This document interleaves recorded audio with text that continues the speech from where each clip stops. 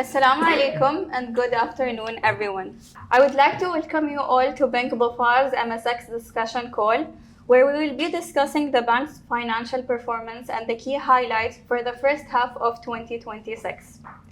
Joining me today, we have our Acting Chief Executive Officer, Mr. Gopa Kumar, our Chief Islamic Banking Officer, Mr. Amir Al-Amri, and our Chief Financial Officer, Mr. Vikesh Mirani.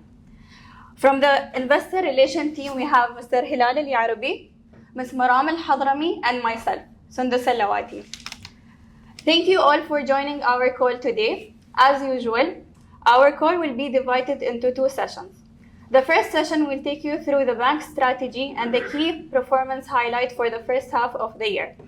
The second session, we will address all of your questions through a Q&A session that will be interactive.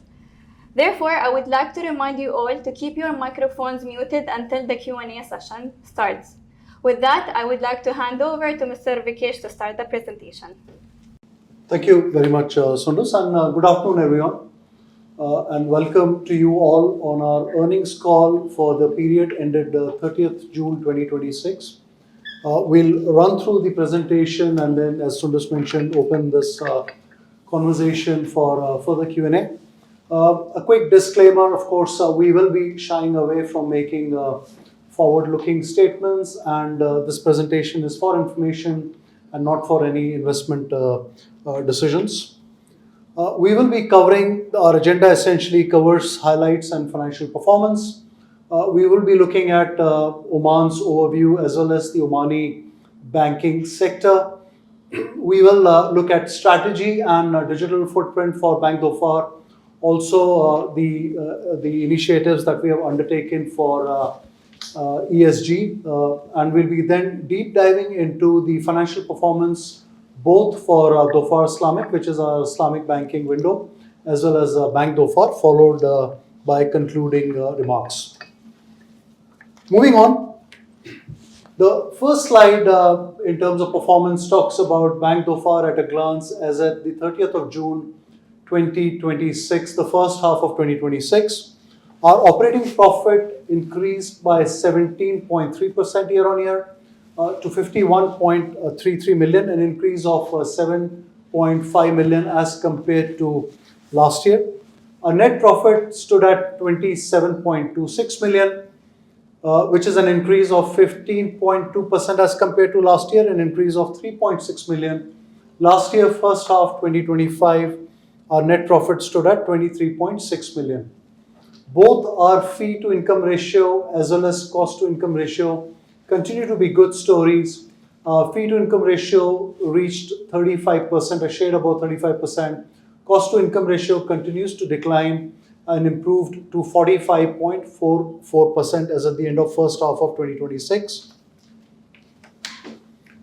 Next slide talks about loans and advances, both for the conventional bank as well as Islamic bank at a consolidated level at 4.58 billion. Our loans to advances increased by 9.78%. As at the end of December last year, it stood at 4.176 billion. So in absolute terms, it was an increase of 408 million. Our deposits kept pace with the increase in loans, went up by 9.04%, an increase of 370 million and stood at 4.49 billion. Our total assets crossed the 6 billion mark and stood at 6.08 billion in the first half of 2026. Our return on equity, both the ROE at average shareholders equity, as well as including the additional tier 1 of 155 million that we have on our books, stood at 9.03% and 7.19%, including the additional tier 1 respectively. Our ECL coverage ratio stood at 88.8% and gross NPL was at 5.26%. Our capital adequacy ratio at 16.72%, higher than the regulatory requirement of 13.5%. The boxes that you see on the right, which is the social impact, something that we closely continue to follow. 16 nationalities of full-time employees working with the bank. 44% of our employees are women. In terms of credit rating, we are rated by both Moody's and Fitch. Moody's rates us at Baa3 with a stable outlook, the latest revision by July 2026, and Fitch at BB plus with a stable outlook again, and the latest was in December 2025. This slide shows the branches and the expanse of branch network for BankDhofar. We are the fastest growing branch network in Oman. In fact, pretty much represented across the large landscape of our country. We are operating with 145 branches as at the end of June. In fact, by the end of July, we had reached 146 branches, with conventional at 114 branches and Islamic at 31 branches. You would recall, in terms of our strategy of growing branch network, reaching out to our customers, we started with 54 branches for conventional as at the end of 2021, added 60 branches to our conventional network, which now stands at 114 branches. Our Islamic network, which was operating with 10 branches, now has 31 branches across Oman. Our ATM footprint also has increased and kept pace with the branch network increase. We have now 353 ATMs, 188 CDMs, and 5 multifunctional kiosks. We have a market share of 12% for loans, deposits, as well as assets. Clearly, the expanded branch network has grown that network to 831,000, which is close to almost 3.54x, with our conventional retail business having a customer base of 661,000, our corporate SME with 55,000. Dhofar Islamic also crossed the 100,000 mark at 113,000, taking the total customers that we serve at 831,000. Next slide. A bit of detail on our balance sheet, key ratios, as well as the income statement. I've largely covered this. Net loans and advances grew by 9.8% to 4.585 billion as at the end of June as compared to December last year. Most of the growth came in the second quarter, in fact, pretty much close to the second quarter, and that's the reason why you haven't seen that translating into much of NII. But we expect that to continue to perform in the coming quarters. Our investment securities grew by 3.3% at 737 million. Customer deposits kept pace, as I said, with the increase in loans and grew by 9% to 4.489 billion. The table at the bottom left shows the income statement. Our total operating income grew by 11.4% to 94.1 million as compared to 84.5 million last year, an increase of 9.6 million. Operating expenses have grown by 5.1%. Again, you would recall the investment that the bank was doing in the expanded branch network. New businesses increased the cost base in the 2023-24, and 25, which has now come down to 5.1% increase, and is also reflecting on our cost-to-income ratio, which is getting influenced both by the increased operating income as well as a lower pace of increase as far as the cost is concerned. Overall profit before impairments grew by 17% at from 43.8 to 51.3 million. Impairments, which is the cost of risk, increased by 20% from 16.2 million to 19.5 million, an increase of 3.3 million. This is in line with the guidance that we had issued earlier. We do expect a continued cost of risk or higher cost of risk for the next 3 quarters. Our total capital adequacy ratio as at the end of June 2026 was 16.72%. CET1 continues to be healthy at 11.19%. NPL at 5.26% went up from 4.8%, and I'll cover the reasons in my subsequent slides. Our return on shareholders' equity, which is pure shareholders' equity, stood at 9.03%. And our ROE, which includes the AT1 interest, our AT1 stood at 155 million, stood at 7.19%, again an increase of 34 basis points as compared to December 2025. ROA at 96 cents. Our NIMs, which is the spreads, net interest spreads, stood at 2.09%, a shade below 2025 numbers at 2.11%. Our cost to income ratio, as I mentioned, continues to decline and improve to 45.44% as at the end of June 2026. Moving on, slide 9 shows the bank's performance over the last 12 years, 11 years and 2 quarters. 2025, we saw the highest total income, the highest operating profit, and the highest net profit the bank has achieved over since inception. We continue to hope for a good 2026 as well. As you would see in the slide, overall ROE, which continues to grow, grew from 4.64% from 2021 to almost twice of that at 9.03% in the first half of 2026. This slide shows the historic evolvement of the bank since inception 1990 to the first half of 2026. Some of the key events over the last 1 year includes the successful acquisition of the Bank of Baroda branch here in Oman, the issuance of 100 million of Tier 2 Omani Riyals of sub-debt, and we have now reached, as I said, a milestone of 146 branches as at the end of July. As at the end of June, it was 145 branches for the first half of 2026. In terms of some of our key strengths, we are a leading franchise in Oman, offering retail banking, corporate banking, wealth management, and private banking services. We have a strong corporate banking platform supporting our corporates. We also have an award-winning and one of the fastest growing Islamic banking windows in Oman. In terms of government and protection funds, we are co-owned by both government and protection funds to the extent of 28%, giving us high stickiness and relationship with our government entities. We are operating out of a stable and growing operating environment with a stable banking sector as well as a prudent regulatory environment governed by both FSA as well as the Central Bank of Oman. Supported by a solid and robust capitalization. As I mentioned, our capital adequacy ratio at 16.7%, our CET1 at 11.19%, continues to be higher as compared to the minimum regulatory requirement of 13.5 and 9.5% respectively. We operate out of a diversified smart distribution channels, both the network of branches as well as the investment that the bank has done in various digital initiatives, including internet banking, mobile banking for the bank.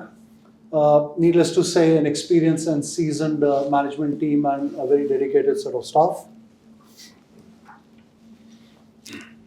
A very quick overview of Sultanate of Oman. You've seen this slide earlier. We are the second largest country in GCC with a population of almost 5.4 million. The total GDP, the real GDP, is expected to be at 4%. This is the earlier estimate by MOF, and that's the estimate that we continue to work with. Next slide, again closer to home in terms of the Omani banking sector. We have 20 licensed banks, including the conventional, the state-owned specialized bank, as well as full-fledged Islamic banks. In terms of the total assets, deposits, and loans in the Omani banking sector, 52 billion being the total assets, and 37 and 36 billion being loans and deposits respectively. The Islamic banking business continues to grow at a CAGR of 10.3% and stood at 9.83 billion in terms of total assets as at the end of May 2026. Looking at the bank's strategy, and again, this essentially summarizes the 6 key pillars of the bank's strategy, and you would have seen how that is translating into our overall growth. We are basically building a future-ready bank through various initiatives that we have undertaken and how that is being executed. First, clearly being the distribution expanse. Our distribution network, as I mentioned, has grown from 64 branches to now 145 branches with both conventional and Islamic banking branches growing, essentially allows us to reach closer to our customers. In terms of products and partnership, we have had many global alliances, segment repositioning, and again, I'll talk about it in detail in my subsequent slide, providing us an extensive products for our customers. Whilst we continue to invest in our branch network and ATM network, we have also invested significantly in our digital capabilities, providing a faster turnaround time for our customers, both in terms of speed of delivery as well as efficiency. In terms of technology landscape, the bank continues to invest in systems, omni-channel, core modernization, cloud native, and AI technologies. The bank is a very data-driven culture is what we are trying to inculcate in terms of how we can make real-time and near real-time data inputs to make our decision making a lot faster. In terms of financial prudence, again, it's very high up on the agenda, be it governance, efficient growth, as well as controls across our businesses. Next slide, how our transformation pillars are really making a difference and in terms of the action. Distribution expansion, as I talked about, from 64 to 146 branches as at the end of July. We are now the second largest branch network in the country. It's not only the digital investments that I talked about, it's how we are getting humans across and closer to our customers. So it's really a combination of both digital and proudly human approach that we are adopting here through a multi-channel deployment, our branch network, ATM network, direct sales, OTMs, our relationship managers and mobile vans operating closer to our branch network and reaching out to our customers. In terms of products and partnership, we talked about global alliances to offer best-in-class products to our customers. We have launched private banking, wealth management offerings to our customers over the last 2-3 years, and that's also now reflecting both in terms of the offerings that we have to our customers, but also contributing directly to our bottom line. In terms of products, it's bank assurance, asset management, corporate advisory, new businesses that are now being offered to our customers to improve both customer engagement as well as stickiness.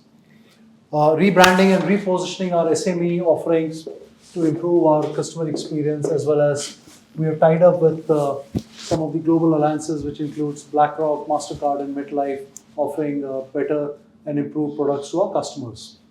In terms of digital capabilities, an expanded digital landscape allowing us to reach to our customers with an end-to-end digital onboarding and self-servicing channels, enhanced mobile and web banking experience being offered to our customers. It's clearly improved the instant remittances opportunities to our customers, as well as card management services through our digital banking platforms. Virtual accounts, e-mandates, WPS, and mobile banking vans, again, improving the overall customer experience, and an expanded ATM and CDM network, allowing us to reach closer to our customers. Technology landscape, again, a digital engagement hub. We are also looking at implementing a new core banking system for our Islamic business, which will help us improve customer experience for our Islamic banking customers. In terms of deployment of specialized platform for our trade, investment, bank assurance, and CRM businesses. Focused investment on our cyber security capabilities. Clearly, this is an important area. We are the custodians of our customers' money, so investment in cyber security is absolutely critical. We are also deploying cloud microservices as well as APIs and automation, both for scalability and improved experiences for our customers. A very data-driven culture is what I talked about, not only real-time, but also very near real-time data enablement, enabling our businesses to take real-time decisions, as well as improving customer experience due to use of data. A robust sales productivity tracking, allowing us to improve overall customer experience, as well as portfolio analytics. and allowing us to have a rapid decision making whenever it comes to customer servicing. Financial prudence, again, as I mentioned, it's a very way of life for the organization. You have seen that getting translated into how our cost to income ratio continues to improve, our cost of funds being managed, as well as the fee to income ratio improving from the lows of 14% to now 35%. Our disclosure practices, as well as our robust governance standards that we have applied in our businesses. Moving on, ESG continues to be an important element of our strategy. We have actually moved from ESG strategy now to early stage execution, so to say. The four key pillars of our ESG strategy includes the climate action, the customer and communities, and how we respond to our people, as well as governance. We are also nearing a certification of our sustainable finance framework and working closely with some of our partners to put this into action. Moving on, some of the key digital initiatives that we have launched other than the expanded branch network. Next generation corporate internet banking platform, an FSA integrated insurance claims payment platform, e-mandate and direct debit services with API connectivity, a tailored SME digital banking platform, an EasyBiz, a virtual account-driven collection platform, enhanced card management, enhanced remittance services, improved salary processing, as well as implementation of government revenue collection systems. This slide, whilst a bit detailed, shows how our each businesses is contributing to the overall operating profits, revenue, and some of the key segment highlights, followed by the contribution of liabilities and assets on the extreme right of the slide. As you can see, our operating profit from the retail banking stood at 7.68 million with 31% contribution towards revenue coming from our retail business. In fact, if I look at my retail business from a net profit perspective, from a low of 12% as at the end of 2023, it has now increased to 24%. So clearly our strategy on branch expansion has played out well for our retail business, both in terms of the customer reach that we have had. I talked about the increased number of customers from 240,000 to almost 800,000 as at the end of 2026 first half, and how that's translating into a better reach to our customers. In terms of corporate business, our total revenue contribution from corporate business stood at 36%, and the total operating profit stood at 22.58 million. Clearly a relationship-led banking business focusing on our corporate business, providing end-to-end financial solutions for working capital, trade finance, project finance, treasury, cash management, etc. We are also offering transactional banking services, which includes cash management, trade services, digital collections, and payment solutions to our corporate customers. In terms of treasury, investment, and financial institutions, the total operating profit contribution to the bottom line or to the operating profit was 12.19 million, which represents 16% in terms of overall revenue. Providing foreign exchange, money market, currency swaps, interest rate swaps, and other hedging solutions to our customers. Corporate finance advisory, again, a new business initiative or businesses that was introduced 2 years ago, is contributing good to the bottom line, as well as supports our customers whoever needs this kind of advisory support. Asset management, overall improving the net bottom line for the bank. Last but not the least, Islamic Bank contributes 17% to the overall revenues with a net contribution of 8.8 million of operating profit to the operating profit line. Clearly, the largest Islamic banking branch network in the country. We are now with 31 branches, the largest network across the country, offering Sharia compliant solutions to our Islamic banking customers. As I mentioned, we are also looking at changing the core banking for our Islamic business, which will further improve our product and offerings to our customers. In terms of liability and asset contribution to the business, retail contributed 21%, corporate and government was at 51%, treasury and FI at 9%, and Dhofar Islamic at 19%. In terms of assets, 19% from Dhofar Islamic, 24% from retail, corporate stood at 40%, and treasury and FI at 17%. Looking at the consolidated profit and loss, our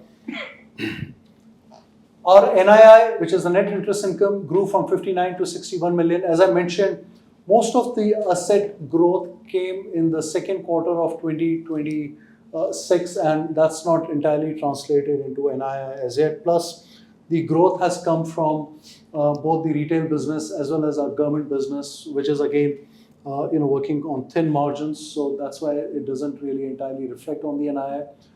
We are hoping going forward this should improve further. On the fee income, as I mentioned, it continues to be a good story with an increase of 34%. We hope and expect this to continue to be sustainable in terms of the absolute numbers. The pace of growth may slow down because we are now already at 35% in terms of overall fee to total income ratio. Our operating expenses went up by 5% from 40 million to 42 million. We continue to manage our costs better, and that is reflected in our overall reduction in cost to income ratio. Our operating profit went up from 43 to 51 million, an increase of 17%. Net provisions increased by almost 3.3 million from 16 to 19 million.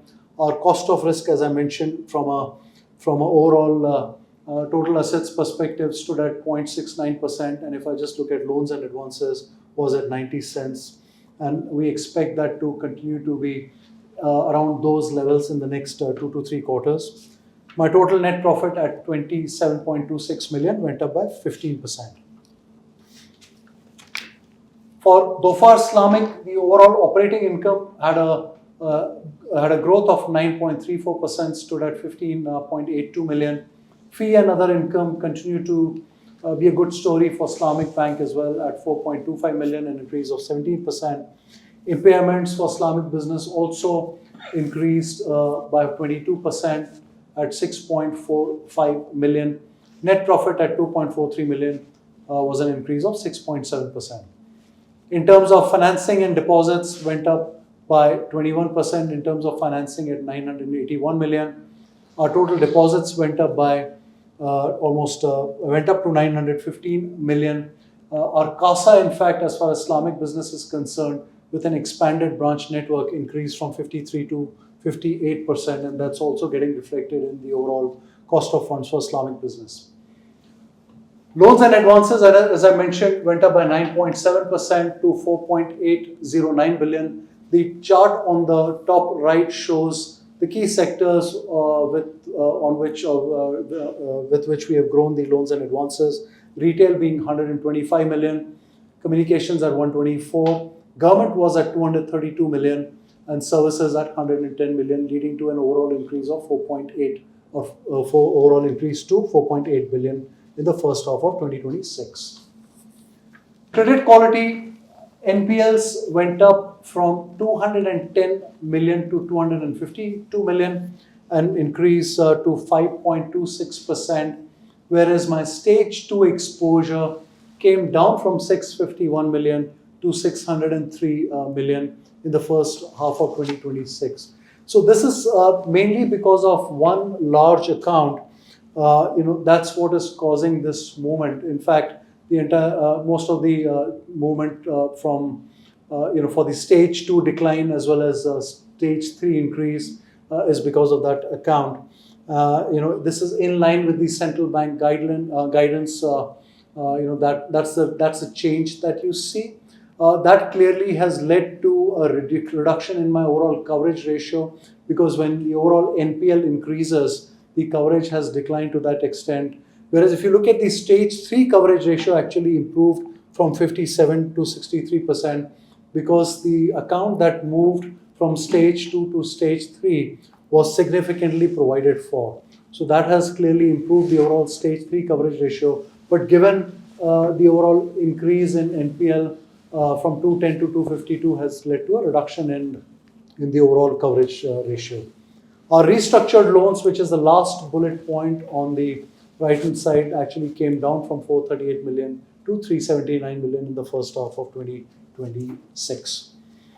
Very quickly, on the funding side, our CASA ratio improved from 48% to 50%. We are not really, again, chasing a headline CASA ratio here. The objective is to pay off some of the expensive call deposits that we have and improve and increase the overall contribution of savings deposit to the net funding side of the balance sheet. We continue to increase that with the expanded branch network, and we've seen an overall increase in our liabilities from 4 billion to 4.49 billion in the first half of 2026. This slide shows the profitability and performance. The top left slide shows the income breakup. Again, the way to read this is the bottom block shows the net interest income, followed by the net income from Islamic business, which is basically the funded profit income from Islamic business.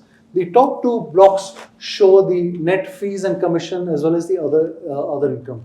What we want to show here is how our fee income has grown year on year, starting, let's say, 2020, 21, 22. In fact, if I look at 2022, and that is something that you can see on the chart bottom right, our fee to income ratio as at the end of 2022 stood at 14.49%, which was the lowest in the industry. This now has improved to 35%, clearly giving us a substantial contribution from our fee-based business. And again, the investments that the bank has done into new businesses, which includes private banking, asset management, corporate advisory, etc., is now reflecting into an increased fee income. It's almost all sustainable, and that's what you can actually see in the table on the bottom right. Most of the fee increase is coming from net fees and commission. Our miscellaneous income contributed only to the extent of around 3.6 million to the overall fee increase, with foreign exchange growing from 6.8 million to 4.8 in the first half of 2026. Our investment income stood at 4.3 million as compared to full year 7.9 million last year. Again, as I mentioned, we do expect this to be sustainable going forward. In terms of our yield, cost of funds, net interest margins, our yield stood at 5.69%, a reduction of 18 basis points as compared to last year. Our cost of funds down by 16 basis points, again largely mirroring the reduction in yield. As I mentioned, we are trying to manage our cost of funds by paying off expensive call deposits, etc., and managing our overall increase in savings deposit that's directly contributing to the reduced cost of funds. The net interest spreads stayed flattish as compared to last year at 2.09%. Capitalization, I talked about total capital adequacy ratio at 16.72%, higher as compared to the regulatory requirement of 13.5%, 11.2% being our CET1. Our overall risk-weighted assets grew from 4.3 billion to 4.9 billion. We continue to pay dividends year on year. In fact, it has improved from 2% to 7.5% cash as at the end of 2025. With this, I will conclude my presentation with some of the key messages. Fee to income ratio that I talked about, which was a low of 14.5%, the lowest in the industry, now stands at 35.2%. Our net profit grew by 15.2% year on year. Our CASA increased to 50% consolidated, with Dhofar Islamic at 58%. Our focus on increased footprint now. We are operating out of 145 branches. We continue to be supported with an experienced management and a very dedicated staff for the bank. With this, I will conclude my presentation and pass it back to Sundus and Hilal to manage the Q&A. Thank you, Mr. Vikesh. Now I will open the floor for the Q&A session. kindly raise your hand and please introduce yourself before asking your questions. Also, if you want, you can use the chat box to ask your questions and we'll read it from there. Hello, gentlemen. Thanks for the opportunity and congratulations on good set of numbers. So I have two questions. First one is regarding loan growth. So considering current geopolitical environment, how do you see loan growth evolving for remainder of year? Which sectors you see contributing to loan growth? And is there any change in customer demand or lending appetite? Second question is regarding if you can please provide guidance regarding important line items like loan growth, margin, cost to income ratio, cost of risk, and capital ratio. That will be really helpful from modeling perspective. Thanks. These are my two questions. Thank you, Srinath. With regards to loan growth, as I mentioned, our loan growth stood at 9.78% in the first half of 2026. We do expect this growth rate to continue for the remaining of 2026 as well, which means higher side of single-digit growth. The opportunities are across various sectors. You would have seen my presentation on various sectors from which the loan growth actually came in the first half of 2026, which includes retail business. Clearly, we are taking advantage of our expanded branch network. The loan growth was also from government sector to the extent of almost 230 million, which is almost half of my overall increase in loan growth, as well as communications, etc. So we do expect the same level of growth rate to continue for the remaining 2026 as well. Some of the new sectors like renewables, etc., are also expected to contribute to the overall loan growth. So that space or pace we expect to maintain.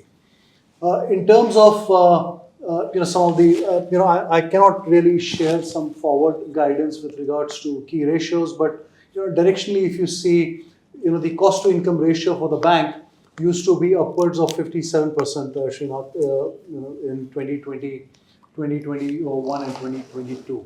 From 57%, it has now come down to 45%. We believe it is still high as compared to the overall market, but the investment that the bank has done, clearly is now translating into higher top line as well. So going forward, we do expect our cost to income ratio to continue to decline. In terms of our fee to income ratio, again, it's a good story. It used to be 14.5%, the lowest in the industry. It's now amongst the best performing fee to income ratios at 35%.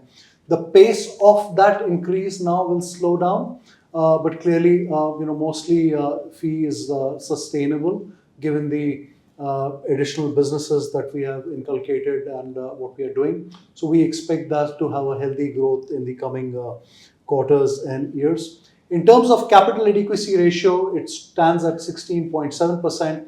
It supports our current balance sheet requirements.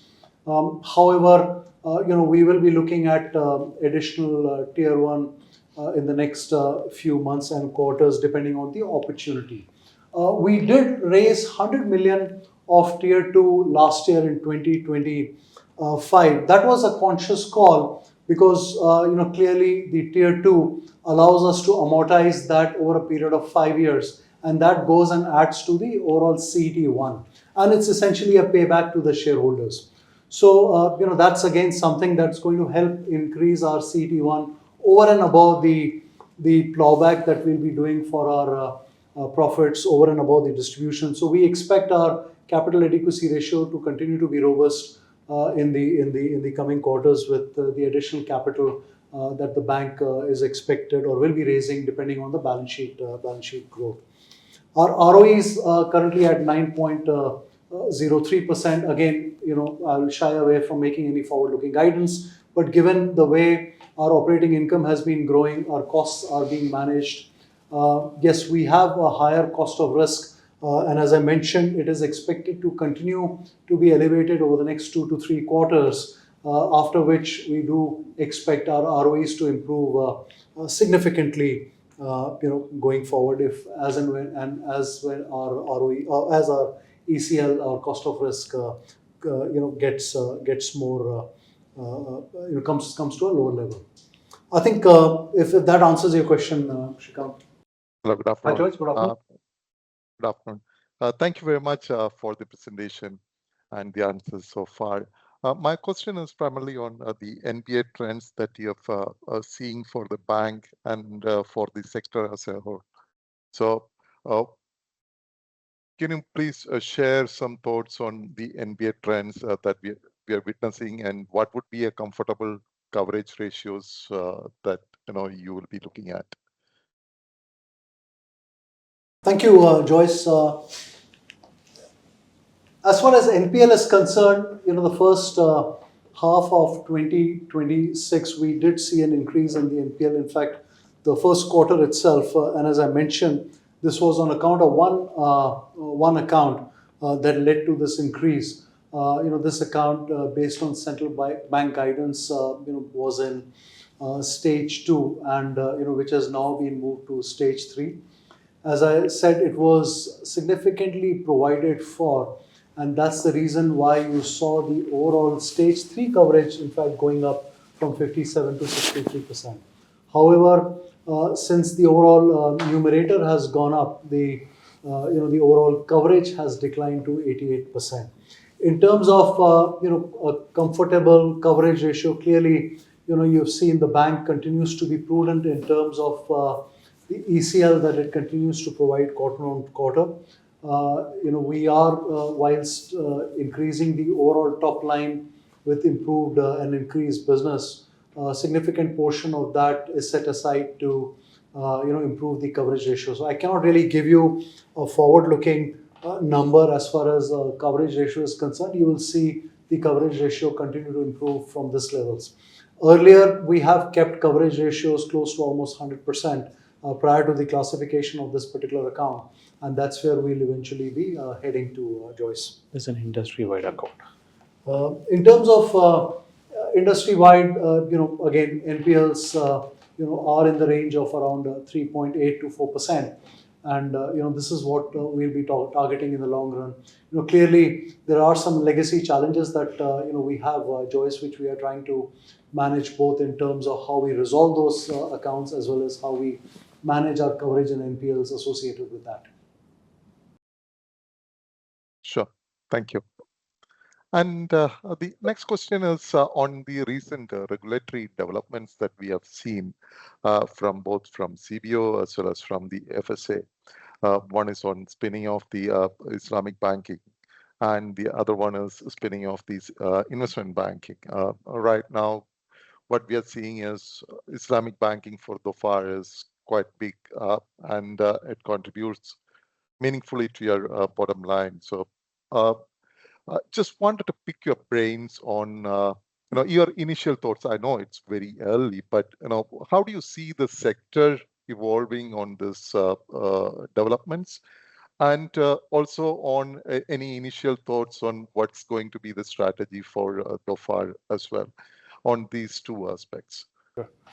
So as you would have seen from the numbers, the Islamic banking growth in Oman has been significant in terms of a compounded growth rate. Though it's from a smaller base, it is much higher than the conventional over the last 13 years or so that Islamic banking has been in the country. And the recent development or the announcement of the central bank in terms of development of the Islamic banking industry is a very welcome step, and it will hasten the growth of Islamic banking in the country.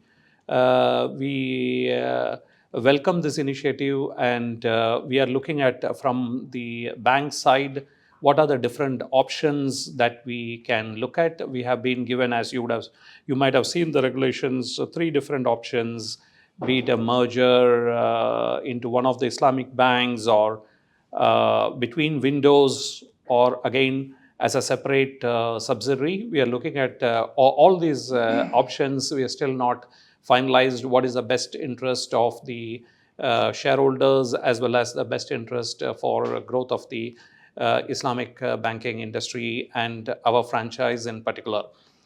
As you rightly said, it's a large part of our the business, and we want to grow that further. On the investment banking side, we are again reviewing the regulations which has come from the FSA, and we think some additional guidance on this will be available from the central bank. And once that comes through as well, before end of the year, we could take a clear position on which way we want to go on that, what are the best options for the shareholders for developing this business, etc. On specifically on the Islamic banking business of the bank, I will ask my colleague Amor to talk further on this business, how he sees Islamic banking growth for Dhofar Islamic. Thank you, sir. As you mentioned, I think the Islamic banking sector is growing fastly with the increasing demand on the Sharia-compliant products and services, and also regarding the latest central bank's guidance. I think I can see it's a positive, while further support to develop like Islamic banking sector in Oman, and I think this is aligned with the Oman Vision 2040. So if you see today, among the Islamic banks or windows, our network is among the largest in terms of the network of the Islamic banking branches in the country. So I think it's a very strong franchise, and I think we are quite positive that that franchise can be developed further. Got it. Thank you very much, and wish you all the best. Thank you, George. Thank you, George. Yes, Pishan, go ahead. Hi, good afternoon. Am I audible? Yes, there you are. Yeah. Thank you for the call. Congratulations on a good set of numbers. Also wanted to especially mention the growth we've seen in your fee income. I think it's remarkable compared to previous years. Now, I just wanted to pick your brains on the asset management sort of division. Do you see that as complementary in terms of offering alternate products to clients once you've seen a sort of decline in interest rates? Also, in terms of client retention, if you could just touch upon that, how is that sort of feeding in? What sort of growth do you see over there? Absolutely, Bishan. In fact, clearly there are some price-sensitive customers, and asset management business clearly, helps complement, that part of the business as well. Not only that, it also is an additional offering to our customers, from the overall product portfolio that we currently have. Our total asset under management is close to almost 140 million already, and we continue to see this increasing. In fact, this is one line of business that never existed, within the bank just 2 to 3 years ago. So, this is something that is clearly an additional, line of business and improves the customer stickiness, and wherever we need to manage such requirements, it allows us that opportunity to work with those customers. And we do expect this line of business to continue to grow. There is a demand for such products in the country. There are some very specific customers looking for such products, and that is what our new relationships that new to bank customers that we are targeting through this line of business. Okay, thank you. Next question would be with regards to sort of the strategy going forward. We've seen developments from Sohar recently, and they're currently approximately 20% of market share. Bank Masqat continues to be the standout leader. And then there's sort of a cluster for BankDhofar, NBO, and the others. Strategically, how would you like to position yourself for, let's say, the next 5 years? Any thoughts on that? See, I think from the bank's point of view, it's a very good question that you have asked. I think what we are always looking at is how to make BankDhofar relevant for the industry, relevant for the customers, and that's really what we are looking at. If you see what we have done in the last few years is to create a business that is very sustainable. you can look at the numbers in terms of the liabilities. At the end of the day, it's a strong liability base which develops the bank, and that's what we have been focused through the expansion of the branch network, as well as various other initiatives in the corporate government banking and retail banking as well. Are we creating a franchise which is sustainable, growth oriented? And are we managing this business in a lean, mean, and excellent manner so that tomorrow, if there is an opportunity that comes, is BankDhofar ready to grab that opportunity? And what should we be doing to be in that position where we can take advantage of a market opportunity that comes? One never knows. It's not that too many opportunities are available and all that. Given set, okay, but you never know. Things can change anytime and something comes up. Are you basically ready? And that's what we are focused on, creating a bank which is ready to take care of that opportunity and to be available and to grow further. So I think broadly that's what we are looking at, whether what is the organic. Currently we are looking at organic growth and how can we do it. And I think we have demonstrated through the numbers in the last few years. Tomorrow, if there is an inorganic opportunity that comes, then are we in a good position to capitalize on that and all that? So I think broadly that's what we are doing as our macro strategy. Noted. And final question will be with regards to capital adequacy. With the current capital base, what sort of either quantum or percentage growth can the bank do comfortably before it has to look at probably a further corporate action? Just to get a sense of, like you mentioned, if there's an opportunity that comes by, sort of how ready is the bank, how nimble is the bank to capitalize on that without sort of returning to shareholders? I think if you see the last few years, what we have clearly not done is to go back to the shareholders asking for money, rights issue or any such issuance. We have managed the growth through the bank's internal profit generation, as well as Vikesh explained elaborately a little earlier, we took the decision to take sub-debt. We took 100 million riyal of sub-debt, which has a cost, which hits the P&L. We could have taken an additional tier 1, which doesn't hit the P&L. But we looked at it from the shareholders' benefit point of view because the sub-debt is tax deductible. Net of tax, it's about 4.85 something, which is far lower than the cost of equity or anything that you can look at. So that's the opportunity that we took. And it also helps us create the core capital over the next 5 years. This 100 million gets amortized every year. So our strategy today is to look at this sort of a growth capital raise. Might be we will not shy away from looking at additional tier 1 sometime in the future, because if you see a comparison of all the banking industry, the additional tier 1 on the total equity of BankDhofar is among the lowest compared to a few others. So we have an opportunity there. So if we need to, we will look at, and you would have seen the announcement that we made to the market a few weeks back on this regard. Not that anything is going to happen immediately, but that's an option that we want to exercise or we want to look at for the future as well.